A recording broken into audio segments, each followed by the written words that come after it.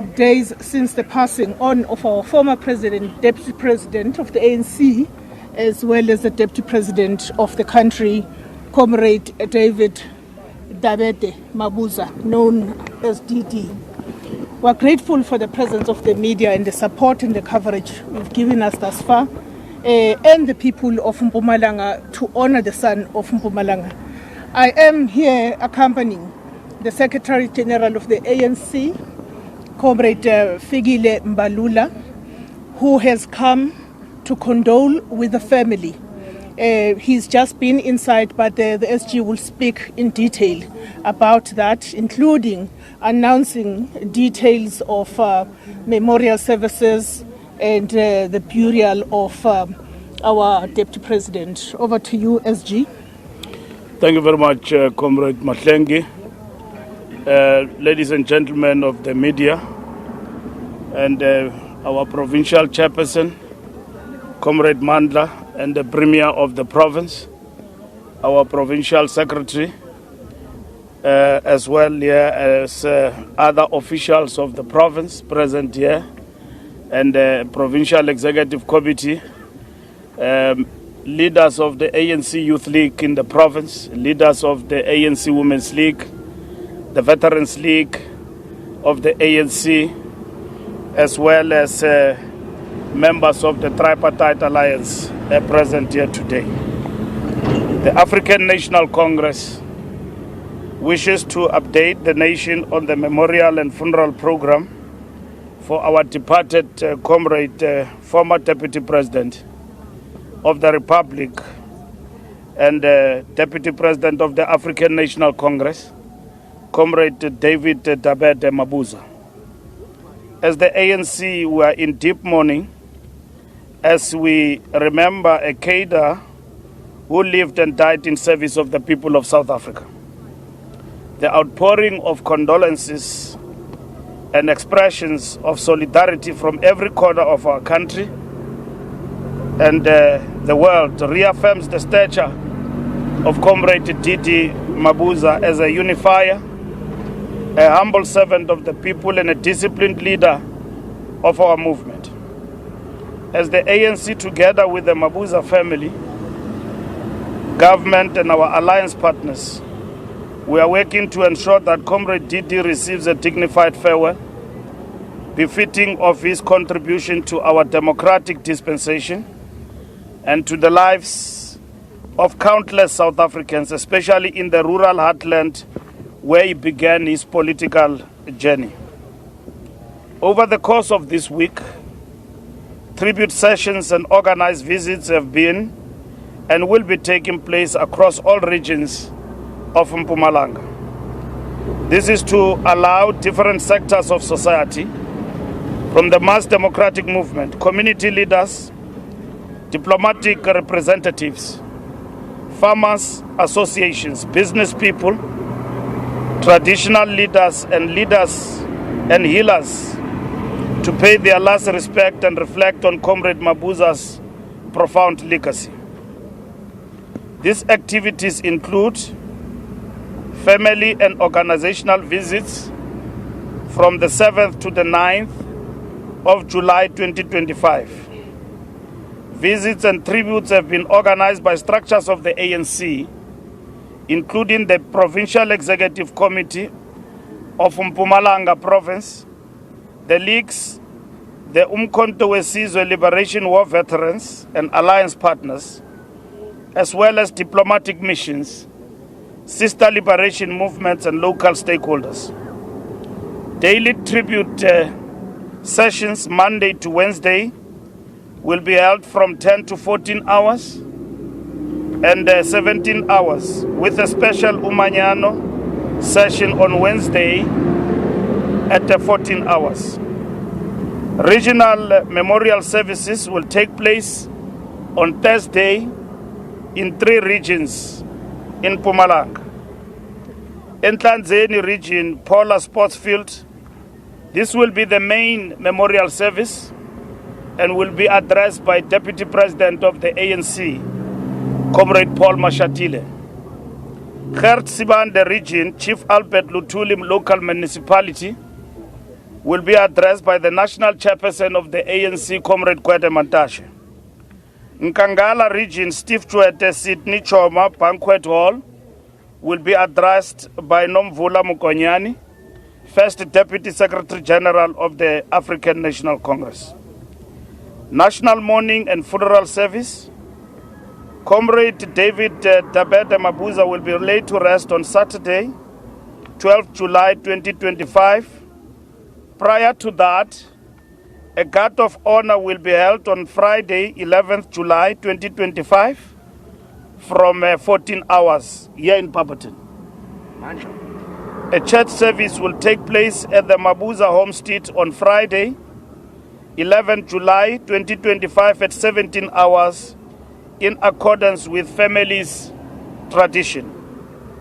The official funeral service will take place on Saturday, 12 July 2025 in a program led by the President of the Republic of South Africa and coordinated with the Mabuza family and the ANC. The funeral will receive full military honor, Category 2 as declared by the State President. Details of the funeral service, seating, protocol and live stream information will be issued by the Office of the Premier of Mpumalanga, the Presidency and the Mpumalanga ANC Provincial Office in due course.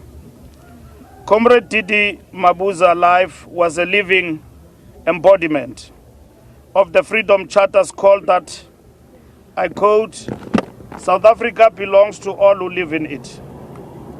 His love for the landless, his concern for the child in the furthest rural classroom, and his belief in unity will remain guiding lights for this generation and the next. As the ANC, we call on all our members, supporters, and all South Africans to use this moment of mourning to reaffirm our shared commitment to dignity, justice, and people-centered leadership. We shall continue to walk in his footsteps with humility, with discipline, and with the understanding that to serve is to lead. And we want to thank the Mabuza family for giving us an opportunity and a special recognition as the African National Congress. And for the family, they've thanked the leadership of our movement, from the President, Deputy President, and all leaders of our movement, and welcomed us in this homestead and in this family through all our structures in the province and everyone across the length and breadth of South Africa. But we want to thank them for allowing us to be with them and to share with them this moment of sorrow, and to remind them that Didi too was part of us. Didi Mabuza was a member and a leader of the ANC who led from the front. Whenever the movement needed him, he was there, in good and bad times. When the ANC was faced with the difficult and challenging times in the election campaign, and when the ANC needed every supporter, member, leader, resource, Didi need not to be called or to be mobilized or organized. He just walked out of this place and went across the length and breadth of South Africa and campaigned for the African National Congress. Every resource he had, he shared with our movement. He will be sorely missed. We too have lost an uncle, a father, a comrade. He was everything to us. Didi shared everything with the African National Congress. And we know that today we are poorer without him. He worked tirelessly in our organization for what is good for the African National Congress. Where he thinks we committed mistakes, including himself, he was honorable and courageous and principled enough to come to the fore and mobilize all of us in the right path. For that, he will be missed. And we thank our comrades and the ground forces in Mpumalanga and across the length and breadth of the country who have ensured that we are present here to share, our celebration of the life of Didi, and every leader, every member of the ANC, and all other political parties and leaders across the political divide who have been with us, have given the ANC messages of support and mourning the departed life of our dear comrade. And we thank the media for giving also an opportunity to share our own experiences, individual, collectively, and organizationally, the life of Comrade Didi Mabuza. And most importantly, we say to his family, draw solace from the knowledge that you are not alone in this difficult time. I thank you. Thank you very much, Comrade SG. I will at this point turn to yourselves, members of the media, request that you ask the questions that you need to pose to the SG. And of course, the SG is accompanied by a delegation of National Executive Committee members and the leadership of the province, the chair, as well as the provincial secretary and the deputy chairperson, and those that are just flanking the SG. Members of the media, can we start? And I really want to plead that we limit a conversation about the state of the nation on other matters. We can speak about it, but let this not be about that. We're Africans, and I think we must focus largely on matters pertaining to the Mabuza family and matters pertaining to what the SG has spoken about in terms of the plan for the next days. Thank you very much, ENCA. All right, thank you. Moluko Mloto here from ENCA. Mr. Mbalula, just two quick three questions. One, as you described Mr. Mabuza as the embodiment of the Freedom Charter, perhaps for those of us who might not be privy to the influence and the critical role that he might have played, particularly having served as deputy president of the ANC and of the country for that 5-year period, if you can elucidate there. But also, it's impossible for us not to ask about other matters. Yesterday, when you criticized the DA for having opened a criminal case against Minister Nkabane, you said no law was broken. But this morning, we wake up to reports indicating that 2 staffers have essentially said they did not participate in that process, despite the fact that she told Parliament to the contrary. And lastly, the 30% tariffs by the United States, the ANC's position on that. Let me start with Nkabane because it's quite exciting to you.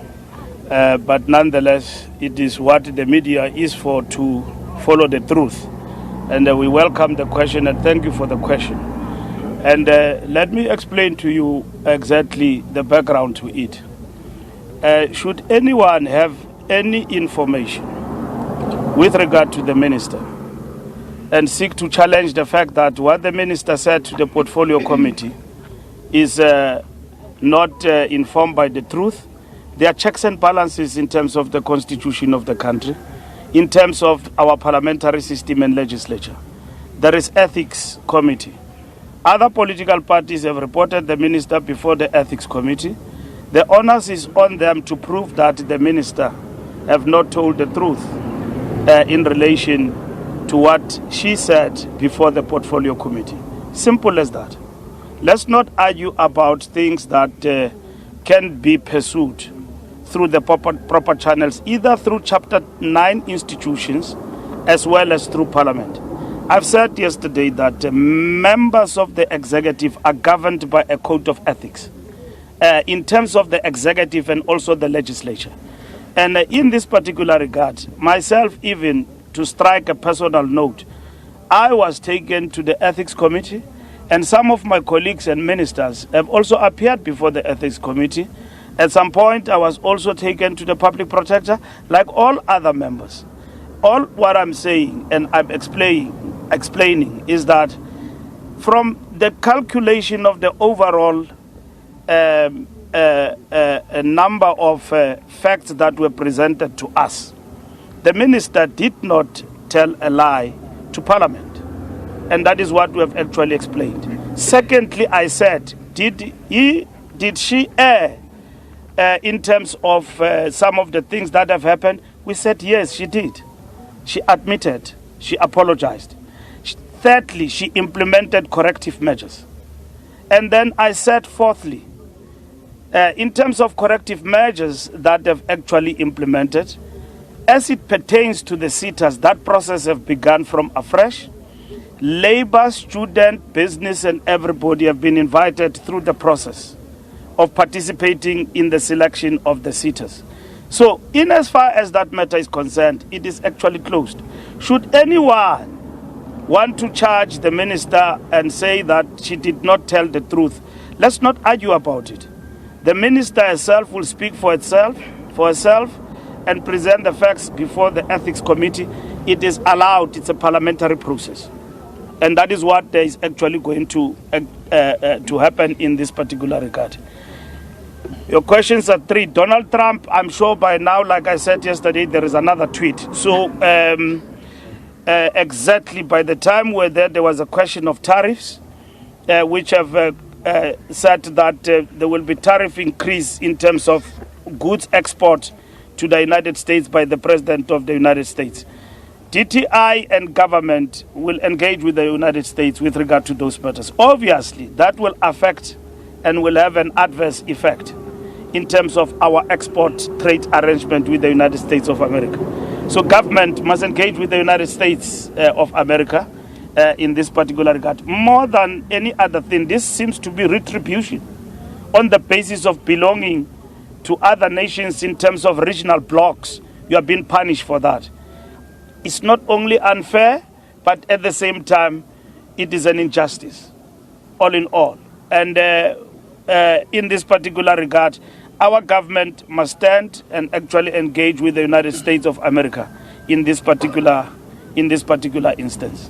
And then the third question was really about the impact of his leadership for the 5 years that he had been in the second most powerful position, Finali. Comrade Didi was given tasks in government that include one, service delivery by the president. That include also intervening in terms of issues of land, and he has actually addressed and championed that particular cause to the best of ability. He was the chair of SANAC. You know what has happened in the tenor of this period in relation to our attitude on a whole lot of issues in terms of policy and the intervention government has made in terms of HIV plan and strategy as a government, which have been revamped and all of that. And the results are there for everyone to see. And then he has actually led this. But over and above that, he was given a responsibility to lead the task of looking after the welfare of our veterans, a task that he enjoyed and he was championing it quite successfully, but it's not complete. And it is then upon this administration to ensure that our military veterans and all the things that affect them in terms of their welfare are properly addressed. Thank you very much. Newsroom. Thank you very much. Zianda Ngobo from Newsroom Africa. In the last couple of days, we have been discussing the Mkhwanazi issue. This morning, however, in light of what's common cause that Didi Mabuza was concerned about the state of the organization and the public image, you now have two ministers, police ministers, former and current, being associated with this Vusi Cat Matlala report by News 24 saying that Cele was staying in his penthouse in Pretoria at some stage. This does not bode well for the image of the organization and the perception that the organization is corrupt and is now actually at the behest or working at the behest of the underworld. What does the ANC have to say about this in light of the public scrutiny and calls for action, as of course we wait for the president to also give direction? You will have seen in the past 24 hours since the report was published, there's been dossiers and counter dossiers. the government and the public discourse cannot be defined by dossiers. We will look at what government will do with what Mkhwanazi have presented to the country, which is not a dossier, which he has actually went blow by blow about what he was actually dealing with, which calls for action in that regard. So we will not deal with dossiers because that is a work of the underworld, the work of the dark world, counter accusations, and we will caution South Africa not to follow dossiers. It's an investigative piece, Mr. Mbalula. No, I'm not relating exactly to what we are talking about because it's not a dossier. I'm talking related to the question you are asking and the activities since what Mkhwanazi has presented to the country on Monday. It has now been accompanied by dossiers and counter dossiers. It's not coming from you. In relation to what you are asking, we have made our point clear yesterday. We still stand by it as the African National Congress. And we are happy that the president have reacted to the developments in the country in the manner in which he did and committed to dealing with the issues. And because they are serious, they are very important, they are grave concerns that we must deal with as a nation. The believability of the state and government in dealing with matters of grave concern will be tested in our attitude in relation to how we deal with those particular matters. So in this instance, as the ANC, we have deferred, correctly so, to government led by the president to deal with these matters. And the president have already pronounced on the matters immediately and even yesterday, talking from Rio at the airport coming back home, that he still reiterate the fact that these matters are grave and they will be dealt with. The image of the party, Mr. Mbalula, the image there are of two the ministers from your party, both former and current senior members of the ANC, who in an investigative piece by News 24 have been implicated. The image and what this says about the ANC in an environment where the confidence in your party is already low. No, there's no need to raise palpitations. Let's deal with issues. No, let's deal with issues properly. Yeah, thank you. I missed that point. Let me answer that question. In relation to that, I wish to also reiterate that in the ANC, we've got our own processes. The matters that are reported in the public domain in terms of the ANC, we do have the capacity to deal with them, and also those members to appear before the Integrity Commission to explain themselves in as far as how those matters affect the integrity of the party. The Integrity Commission will be seized with those matters.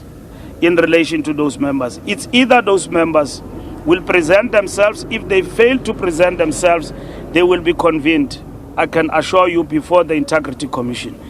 The president of the country and the state, in terms of preserving its integrity, must deal with all implications and accusations made, grievous as they are, and get to the bottom of that. And that is what is important, because the rule of law is the cornerstone of our democratic state. And the National Democratic Revolution, for it to succeed, it is also about the rule of law. Rule of law, rule of law. And that is what is important. And we cannot prevaricate on that. And the ANC will not. And that is why even ourselves internally as a party, we have strengthened our mechanisms in the fight against corruption. So in this instance, without saying others are guilty or not, we must understand there's always another side of the story. And so that is why we put processes in place for people to clarify some of the rumors and allegations that are made against them. The next, my brother. Thank you, SG. Tshwarelo Morakane, Sunday World. I've heard many times that the ANC defines Mabuza as a disciplined leader, and he was a good member in standing, which I totally agree with from how I knew him as well as a reporter. The question is, before he passed away, he was no longer a leader at that top level of the ANC and in government, but you guys relied on him for wisdom.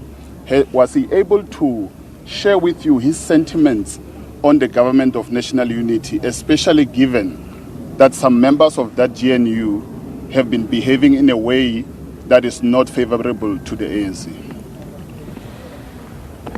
The strategic and tactical maneuver of the ANC on the GNU have also received mixed views in the party and also outside, particularly within the democratic fold. So in this particular instance, Didi was a very disciplined member of the ANC. So he knew where to express his view, and at the same time, he understood the moment that the movement is at and the difficulties we are faced with. And he has not at any given point in time went outside and then used the fact that he was now outside and he can speak independently and positioned himself as an independent analyst of sort. He recognized the unwritten laws of the ANC that you respect the leadership that is there, and you take command and leadership. You respect democratic centralism. Mabuza respected these principles and embraced them. Mabuza was not a wayward anarchist who was all over social media platforms and WhatsApp groups, spending sleepless nights, undermining the cohesion of the movement. He was very organized.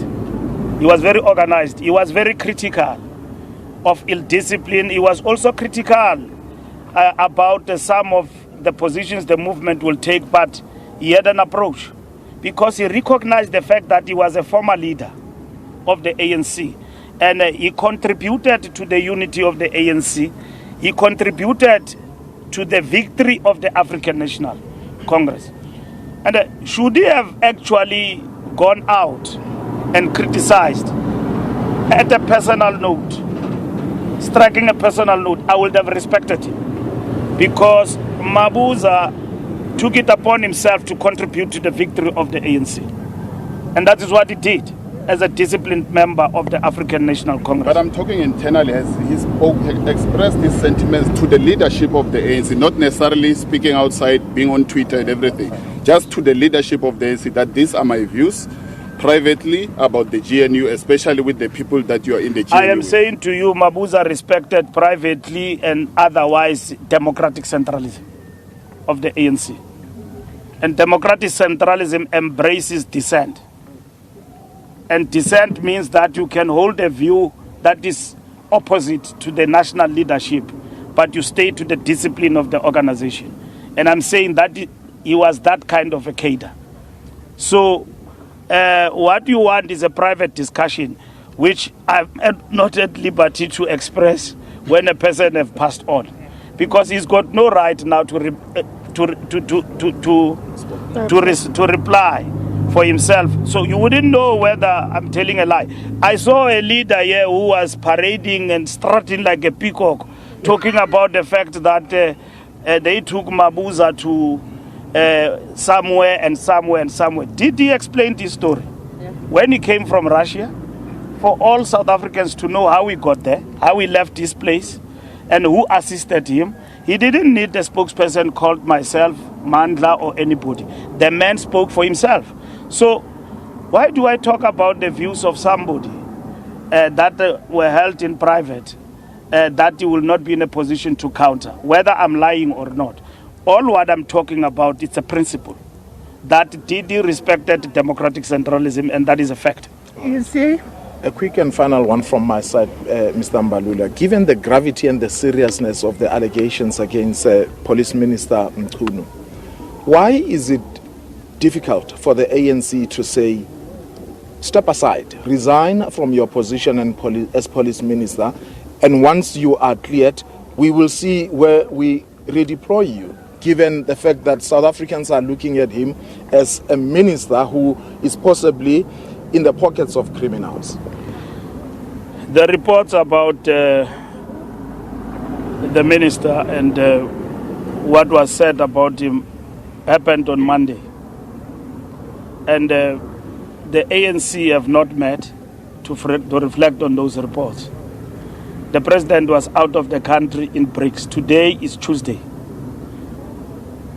First step, the ANC said these matters deferring to government, they must be investigated, they are serious.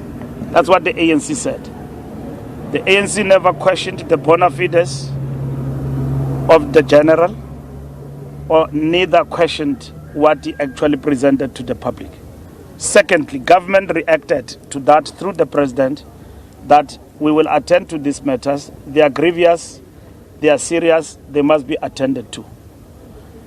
The ANC, in terms of itself as an organization, will reflect on these matters whenever it meets next week on Monday.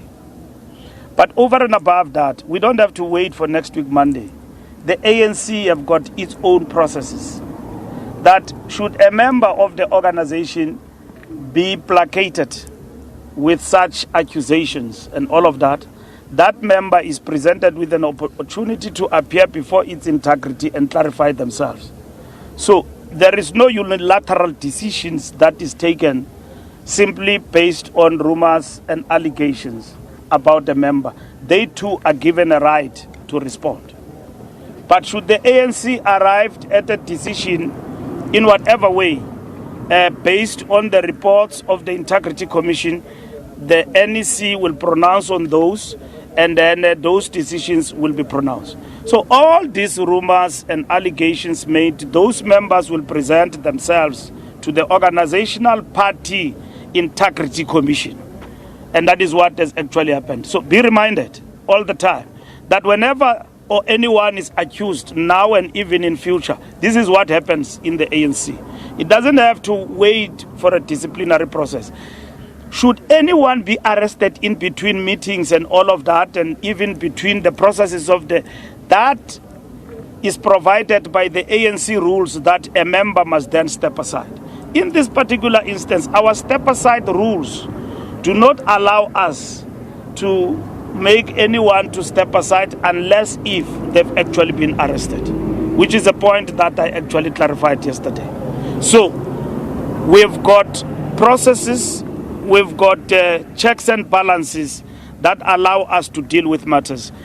I have said, and we still repeat now, nothing will be fudged in this regard, and matters must be dealt with, and the state and government must lead in this regard and deal with the allegations as they were presented the other day.